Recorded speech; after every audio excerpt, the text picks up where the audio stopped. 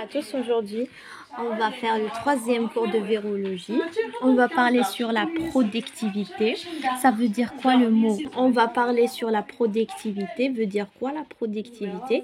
Quand on parle de la productivité, veut dire c'est un produit il produit de nouveaux variants. D'accord? Des nouveaux variants.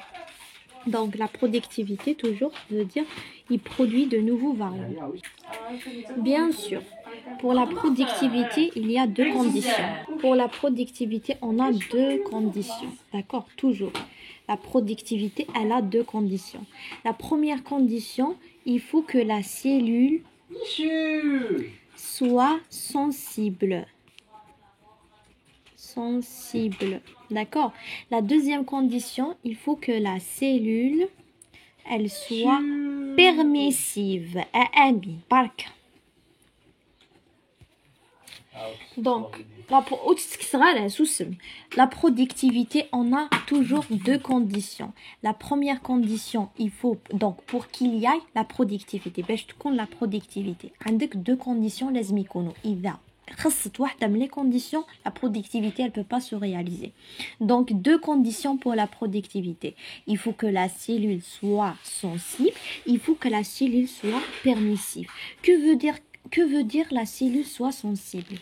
La cellule soit sensible, qui possède des récepteurs. لازم يكون عندها des récepteurs entre la cellule et entre le virus. Donc le virus ne peut pas infecter n'importe quel virus. Donc le virus, elle peut pas infecter n'importe quel virus. D'accord? On peut citer un exemple, la cellule sensible, on peut citer l'hépatite. Donc je répète, la première condition c'est la cellule elle soit sensible, qui veut dire qu'il possède des récepteurs entre la cellule et le virus. Donc le virus il peut pas infecter n'importe quel virus. On peut citer un exemple, c'est l'hépatite. La deuxième condition, on avait dit que la cellule soit permissive. Permissive veut dire permettre. C'est une cellule, donc la cellule permissive, c'est une cellule, voilà, qui permettent au virus de réaliser une infection productive avec la production de nouveaux variants. De nouveaux variants. Donc, je répète, la productivité, elle a deux conditions. Elle faut que la cellule soit sensible, il faut que la cellule soit permissive. Permissive veut dire quoi? Veut dire permettre. C'est une cellule qui permet au virus de réaliser une infection qui est productive avec la production de nouveaux variants. D'accord? Le synonyme de sensible. Donc, sensible, son synonyme, c'est résistante. D'accord? C'est juste à savoir ça. Et permissif, une cellule permissive, c'est quoi son synonyme? Elle est non permissive. D'accord? Donc, je répète, la productivité, elle a deux conditions.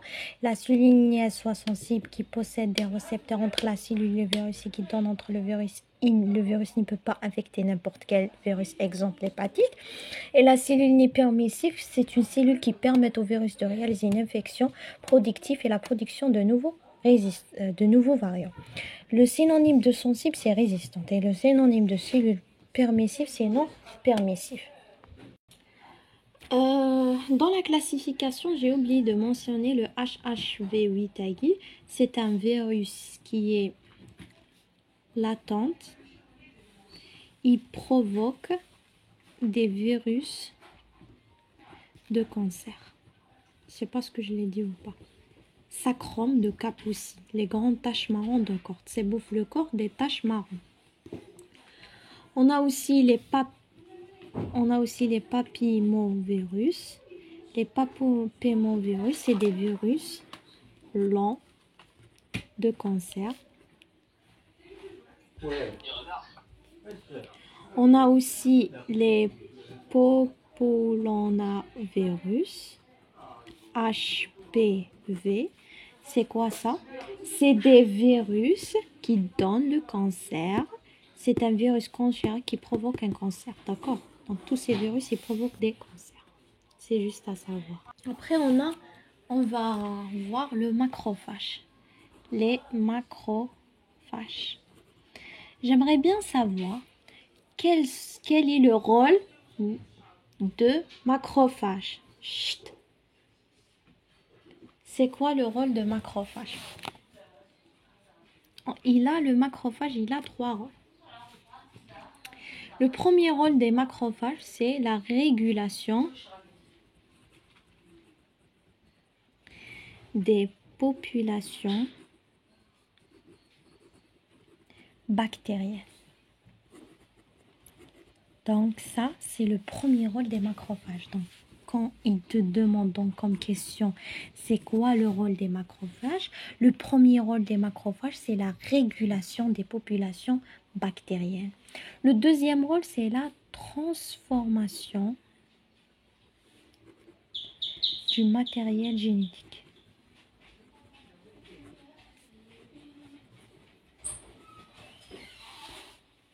Qui veut dire la transduction. Et le dernier rôle, bien sûr, il contribue dans les cycles biogéchimiques. Je répète, comme question, c'est quoi le rôle de macrophage? Régulation des populations bactériennes, transformation du matériel génétique qui veut dire transduction et contribuant dans le cycle biogéchimique. On va faire une petite remarque qu'il faut savoir. Quand je dis viral, qui veut dire je parle de l'ordre. Quand je parle de VIDE, je parle de la famille. Et quand je parle de VICONE accent, je parle de la sous-famille. Après, on a des familles, d'accord? Il faut savoir qu'on a cette famille, c'est en dehors de ça. On a les codovirales.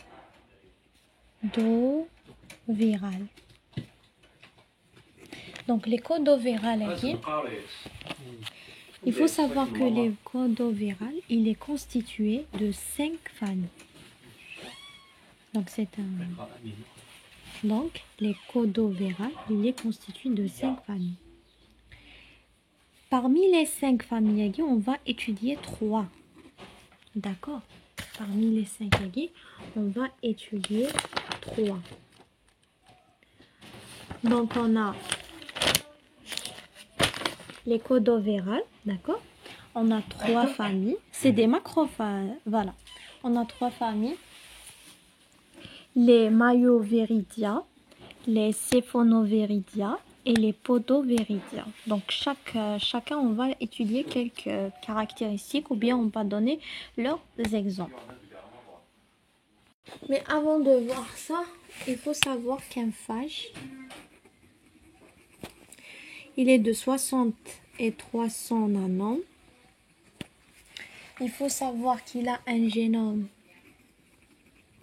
ADN ou ARN. Il faut savoir que le phage, il est simple ou double bras. Il faut savoir que la morphologie, elle est très variante entre 2 formes. Soit c'est une forme sphérique, soit c'est une forme filamenteuse. D'accord? Donc les codovirales, ça vient de mot phage, caudal. D'accord? Pourquoi? Il a une queue. D'accord? Donc les codovirales, ils sont constitués d'une tête. Donc ils ont une tête qui est écosaédrique. Elle a une forme hélicodale. D'accord? Elle a une forme hélicodale. Ce qu'il faut retenir ici, que toutes les phages, n'ont pas de structure. Yani, soit la structure elle est sphérique, soit elle est filamenteuse. À part le phage des codovirales, d'accord? C'est une exception. Donc les codovirales, il faut savoir qu'ils ont deux structures. Ils sont constitués ils ont une structure qui est linéaire. Il a une tête écosaïdrique et une queue hélicodale, d'accord? Ils ont deux structures. Tout à l'heure, on avait dit qu'il y a trois familles. On va étudier la première famille, c'est les Maïoviridia. Qu'est-ce qu'il faut savoir? Il faut savoir qu'ils ont une capside.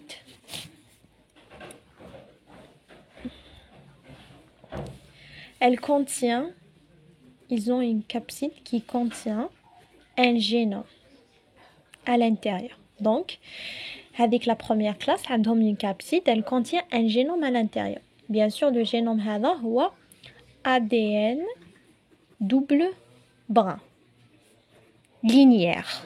D'accord?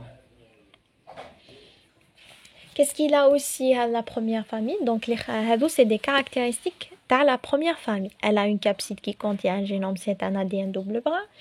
Elle a une tête. Elle est reliée à la queue, qui est reliée à la queue.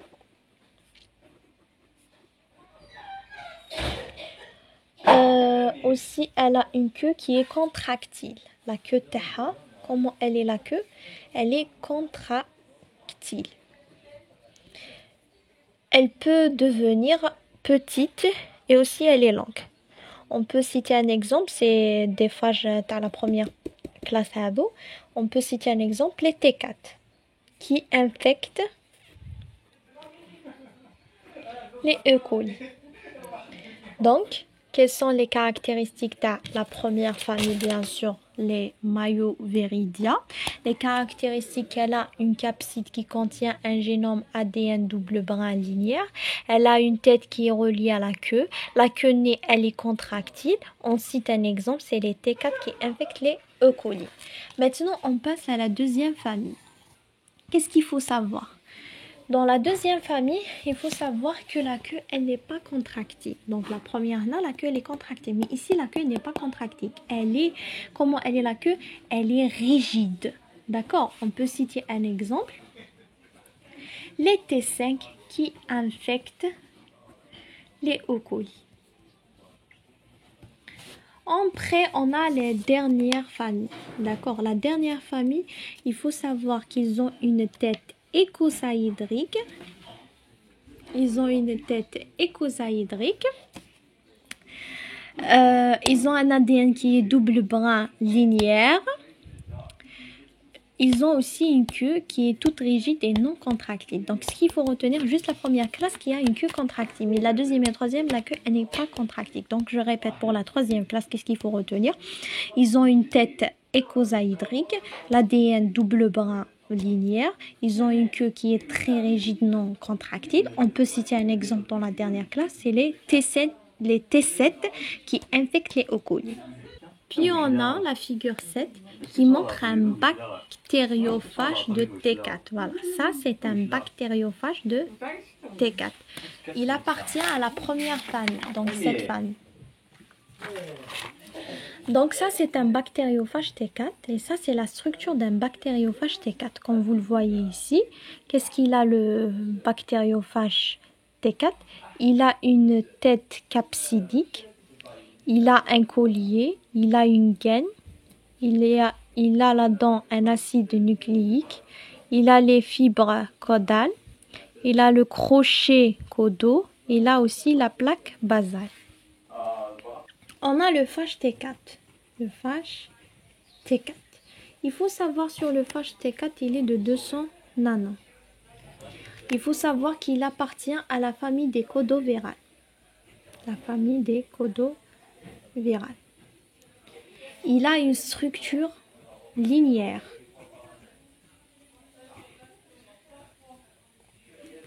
Il a une queue